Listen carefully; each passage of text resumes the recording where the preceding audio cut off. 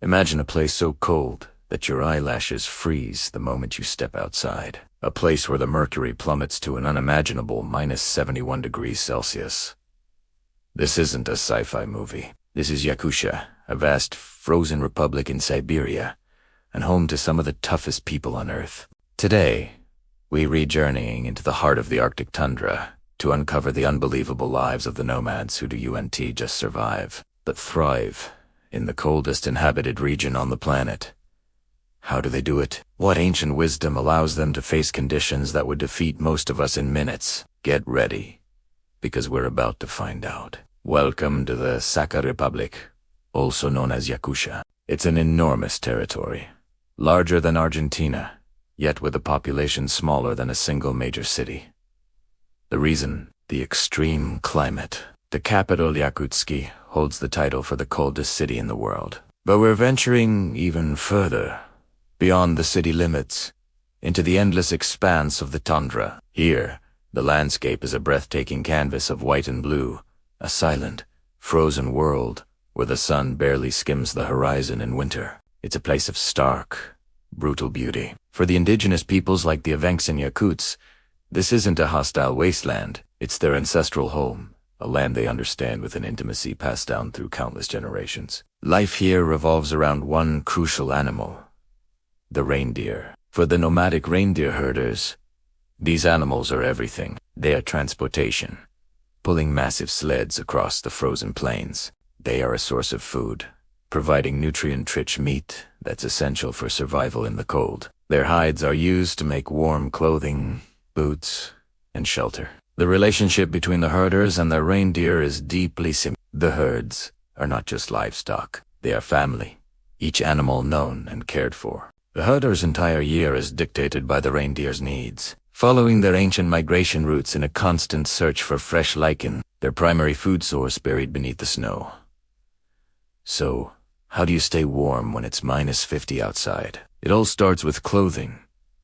Forget modern high-tech fabrics. Here, tradition reigns supreme because it works. The nomads wore multi-layered outfits made from reindeer fur, known as militsis and sovix. These garments are masterpieces of thermal engineering. The fur is worn with the hair facing both inwards and outwards. The inner layer traps body heat, while the outer layer, with its hollow hairs, provides incredible insulation against the biting wind. Their boots, called untai, are also made from reindeer leg fur, designed to keep their feet warm even when standing on frozen ground for hours. This clothing is so effective that herders can comfortably work and even sleep outdoors in conditions that seem utterly unsafe. Home is where the warmth is, and for the nomads, that home is often a portable tent called a chum or yara. It's a conical structure, similar to a tipi, made from a frame of long wooden poles and covered with layers of reindeer hides or heavy felt. In its center, a small but mighty iron stove burns constantly.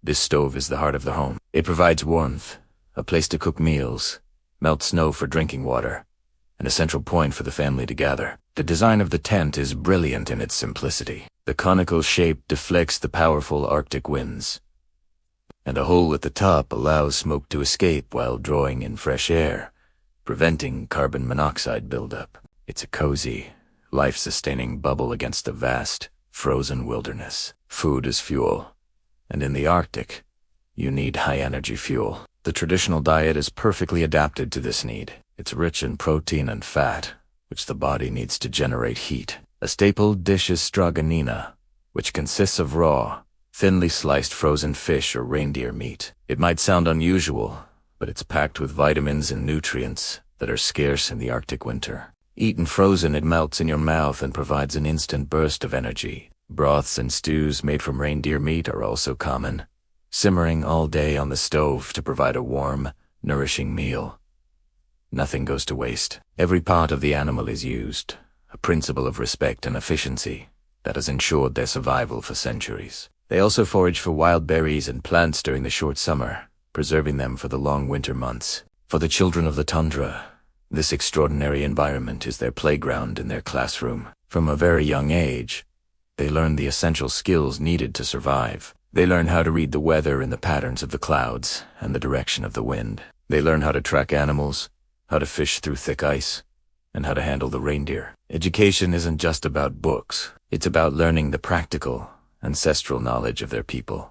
In some regions, children attend nomadic schools that move with the camps, blending formal education with their traditional way of life. It's a childhood that fosters incredible resilience, independence, and a profound connection to their culture and the natural world. But life is not without its modern challenges. Climate change is a very real threat here. Unpredictable weather patterns, melting permafrost, and changes in vegetation are disrupting the reindeer's traditional migration routes. This directly impacts the herders' livelihoods and their entire way of life. Furthermore, the lure of city life and modern jobs presents a challenge to the younger generation. Some choose to leave the tundra for a different future, raising concerns about the preservation of these ancient traditions. The nomads are caught between two worlds, striving to maintain their unique cultural identity while adapting to the pressures of the 21st century. Despite these challenges, the spirit of the Yakutia nomads remains unbroken. Their lives are a powerful testament to human adaptation and resilience.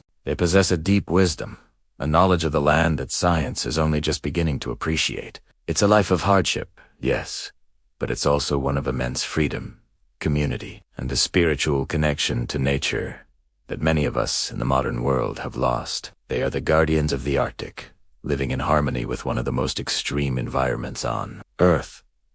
Their story is a humbling reminder that there are many ways to live a rich and meaningful life. It challenges our own definitions of comfort, wealth, and progress. As we sit in our centrally heated homes, it is worth taking a moment to appreciate the incredible strength and ingenuity of the people who call the frozen tundra their home. They are a living link to a way of life that has endured for millennia against all odds. Thank you for joining us on this incredible journey into the heart of the Siberian winter. If you were amazed by the resilience of the Yakutia nomads, be sure to like this video, subscribe to the channel, and hit that notification bell so you don't miss our next adventure. See you next time.